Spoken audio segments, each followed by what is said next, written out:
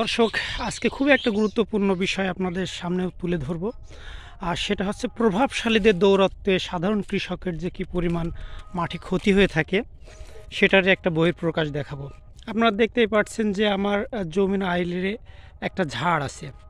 তো এই বাঁশ ঝাড়ের ক্ষয়ক্ষতির পরিমাণ কী পরিমাণ দেখেন। দেখেন এখানে আমি ধুনে বুনছি, ধুনের মিনিমাম 2 আতর করে দেখছেন, কিছুই হয়নি, কিচ্ছু হয়নি। এদেরকে বারবার ওয়ার্নিং দেওয়ার পরও এই যে বাঁশ ঝাড় দেখছেন, বাঁশ ঝাড়, এই বাঁশ ঝাড় যেদিকে যেদিকে আছে সেখান করে মিনিমাম আমার সর্বমোট প্রায় 3 থেকে 5 কাঠা ভুঁইয়ের এই ধরনের ক্ষতি করে থাকেন মূলত এই বাঁশ ঝাড়ের জন্য। শুধু বাঁশ ঝাড় না, এই ধরনের আরও অনেক গাছ আছে যেগুলো মাঠে লাগায় প্রভাবশালীরা, কিন্তু যার ফলশ্রুতিতে আমাদের মতো সাধারণ কৃষকের কী ক্ষতির সম্মুখীন হতে হয় সেটা আপনারা দেখছেন।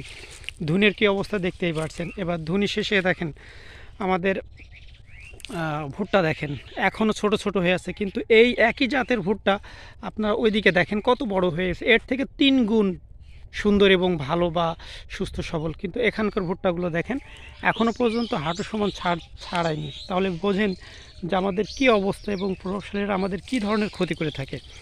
দেখেন এই ভুট্টারও সেই একই অবস্থা।